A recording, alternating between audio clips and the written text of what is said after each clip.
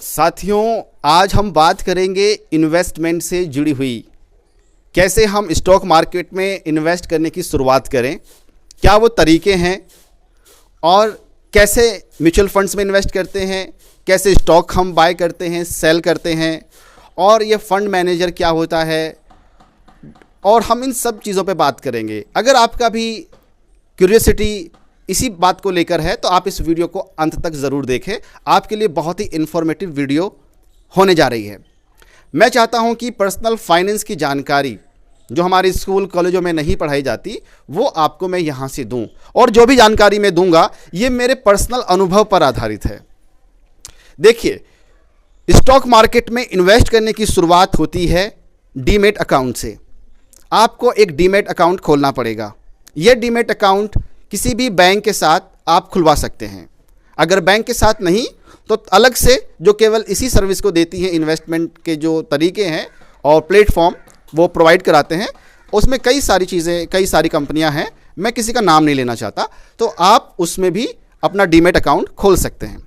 जब आपका एक बार डीमैट अकाउंट खुल जाएगा तो फिर आपके पास एक्सेस आ जाएगा म्यूचुअल फंड में इन्वेस्ट करने का और स्टॉक खरीदने का। आप उसमें स्टॉक बाय कर सकते हैं, सेल कर सकते हैं, वो सारे ऑप्शन वहाँ पर दिए होते हैं। आप जब इसको देखेंगे, उसका इंटरफेस देखेंगे तो आप इसके यूज टू हो जाएंगे। फिर म्यूचुअल फंड में भी आप वैसे ही इन्वेस्ट कर सकते हैं। अब बात आती है कि ये म्यूचुअल फंड और स्टॉक में क्या डिफरेंस है। देखिए, स्टॉक में होता है कि आप सीधे सीधे किसी भी कंपनी का शेयर खरीदते हैं और उसको बेचते हैं। कम प्राइस में खरीदते हैं और ज़्यादा में बेचने की कोशिश करते हैं और या बेच देते हैं, तो वहाँ पे प्रॉफिट होता है। या आपने जिस प्राइस में ख़रीदा था, अगर प्राइस नीचे चला गया तो आप लॉस में आ सकते हैं। तो उसके लिए रिसर्च की ज़रूरत है, कुछ आपको एनालिसिस करना पड़ेगा, तो और बहुत कुछ इसमें देखना पड़ता है। कंपनी का मैनेजमेंट देखना पड़ता है, उसकी बैलेंस शीट देखनी पड़ती है, बहुत सारे फैक्टर्स इसमें काम करते हैं।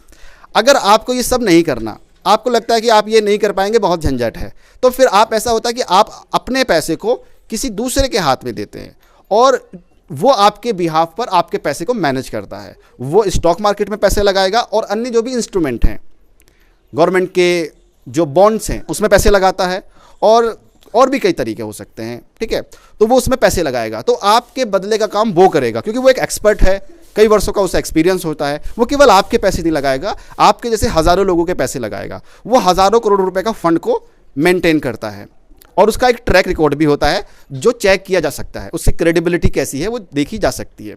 और स्टॉक मार्केट से संबंधित जो भी चीज़ें हैं उस पर नज़र रखने के लिए सेबी है, जो एक गवर्नमेंट संस्था है जो इस तरह के इन्वेस्टमेंट पर नज़र रखता है, ताकि जो इन्वेस्टर हैं उनकी पैसे को प्रोटेक्ट कर सकें और वो बिल्कुल बिना किसी डर और संकोच के इसमें इन्वेस्ट कर सकते हैं। अब बात करते हैं कि ये एसआईपी क्या है। देखिए, एसआईपी होता है कि म्यूचुअल फंड में, अब म्यूचुअल फंड में भी बहुत सारी कैटेगरीज़ हैं, बहुत सारे उसमें फ़ंड हैं, डेट फंड है, ठीक है, उसमें इक्विटी है। इक्विटी हम उसे कहते हैं जो जैसे शेयर में आपने शेयर खरीदा, आपने किसी कंपनी का डायरेक्ट शेयर खरीदा, तो उसको हम कहते हैं इक्विटी। इक्विटी कह लो, स्टॉक कह लो, वो हम कहते हैं, ठीक है। बाकी जो और तरीके हैं, जैसे आप गवर्नमेंट के बॉन्ड्स खरीदते हैं, आप गोल्ड खरीदते हैं, तो उसको हम इक्विटी नहीं कहते हैं, ठीक है। अब जब आपको एक्सपीरियंस होगा, धीरे धीरे आप शुरू करेंगे तो आपको ये सब बातें समझ में आने लगेंगी। स्मॉल कैप फंड क्या है, लार्ज कैप और दूसरा मिड कैप फंड क्या है, तो ये सब आपको जानकारी मिल जाएगी।